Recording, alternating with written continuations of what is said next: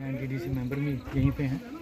तो थोड़ा सा हम यही आंकलन कर रहे थे कि, और डिफरेंट डिपार्टमेंट्स के हेड्स भी यहाँ आए हैं, यही आंकलन कर रहे थे कि क्या क्या डैमेजेस हुए हैं और कितनी जल्दी हम इनको रिस्टोर करवाएं ताकि पब्लिक को मिनिमम असुविधा हो। तो यहाँ पे जैसा आपने देखा कि रोड ही ब्लॉक हुई है, कुछ और जगह भी हैं जहाँ पे रोड ब्लॉक थी। PWD के सुपरिटेंडिंग इंजीनियर और एग्जीक्यूटिव इंजीनियर भी यहीं हैं, PMGSY के एग्जीक्यूटिव इंजीनियर यहीं हैं।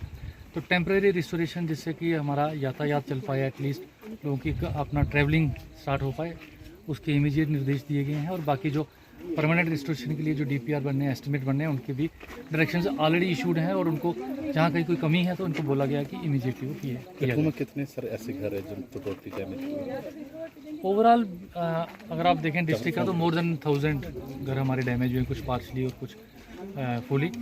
20 के करीब यहाँ भी बनी एरिया में भी घर जो हैं फुली डैमेज हो चुके हैं। हाँ, जिनके डैमेजेस हो चुके हैं SDRF के जो नॉर्म्स हैं उसके तहत उनको कंपनसेशन दी जा रही है।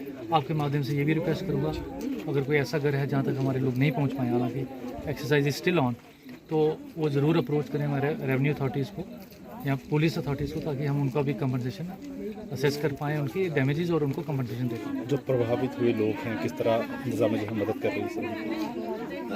अगेन मैं वही कहूँगा कि जो SDRF नाम्स है उसके तहत इनको प्रोवाइड किया जा रहा है जो फैसिलिटीज़ हैं। उसके अलावा इमीडिएट जो इवैक्यूएशन की थी उनको डिफरेंट जगह पर रख के तो कैंप्स में रिलीफ वगैरह मुहैया कराया गया था।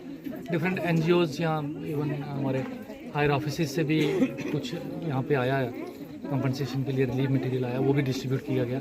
सुबह भी हमने किया, कल भी SDM साहब ने किया था, तो वो भी एक कंटिन्यूस प्रोसेस है। बनी में कौन कौन से क्षेत्र का दौरा किया सर आपने? बनी का तकरीबन सभी जो टाउन एरिया है या तो एडजॉइनिंग रोड्स हैं जो हमारी कनेक्टिंग लिंक जो डैमेज है, वहाँ देखा। वाटर सप्लाई स्कीम्स में जहाँ डैमेज हुई वो भी देखी हैं।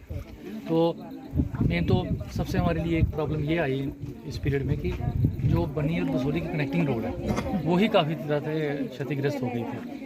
तो उसको भी BRO के एफर्ट से 2 दिन पहले चला पाए हैं। और एक स्टेज ऐसी भी आ गई कि हमारे पास यहाँ 2 दिन का ही कुछ राशन की कुछ आइटम्स की थी अवेलेबिलिटी।